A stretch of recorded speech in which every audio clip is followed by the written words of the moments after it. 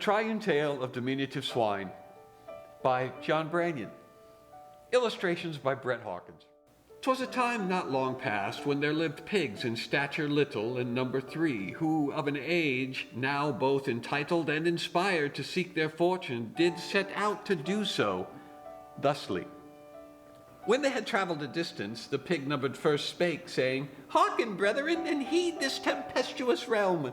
Should we tarry long separated from hearth and home, we will fare, I fear, not well." And so being collectively agreed and individually impelled, the diminutive swine set about each to build for himself an abode.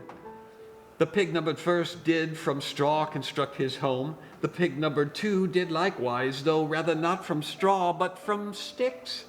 Meanwhile, unique in his imaginings, pig numbered 3 did erect as his refuge, both stalwart and garish, a structure made of brick entirely. In time there happened along, as is frequently the scenario in classic tales of protagonist pigs or red-hooded child, a wolf.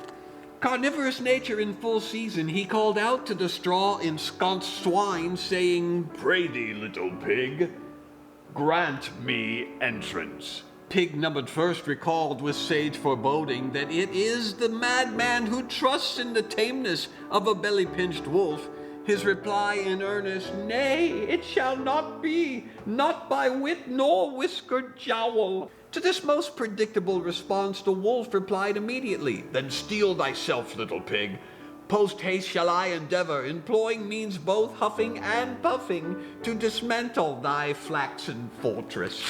Whereupon the wolf did billow forth an exhale of gale force, which quickly rendered straw hovel to dregs and dross, and carried aloft piglet and shattered quarters both. Exposed now to claw and fang, first piglet made haste, wolf in pursuit, to the stick-festooned sanctum of peccary secondary.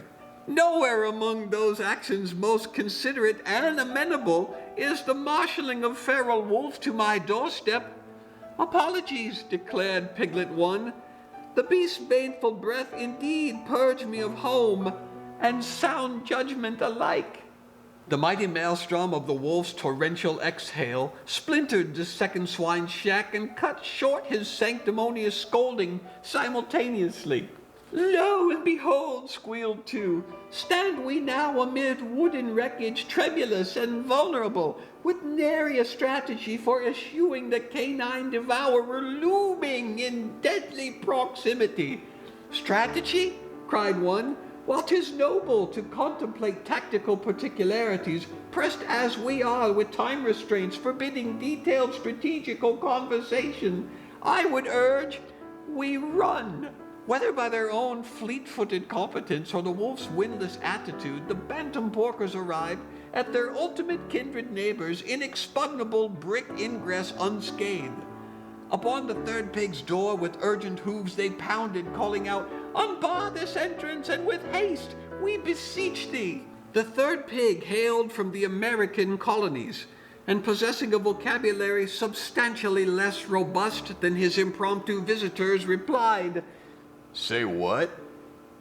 "Seek we sanctuary," they implored, on the verge of hysteria, "lest we fall forthwith to the ravenous appetency of yonder approaching carnivore." Still confounded by their importunate words, pig 3 did render ajar his portal, whereupon 1 and 2 spilled through and collapsed beyond the threshold, enervated. "So you all just wanted to come in?" "You could have said that." The hiss of the wolf could again be heard externally. "Pray thee, pigs, grant me entrance." "The wolf," said 1 and 2. "Wolf," said 3. "What you suppose he wants?" "He seeks to gain purchase within. Indeed, he would occupy this very alcove, were he but afforded the most meager of opportunities." "Right. I'm just going to ask him what he wants." "Under no circumstances," squealed 2. "There is naught to be gained accosting external opponents save our own immediate demise."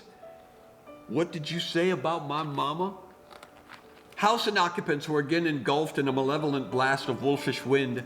The foundation shook, the frame rattled, and lo, to the astonished eyes of piglets and encroaching scoundrel alike stood The third pig's lodging, undaunted, aghast and befuddled, two queried of three, how does against such relentless and torrential onslaught this domicile endure? Pig three, puffed out chest, tapped a hoof to the hearth and responded, it's American made.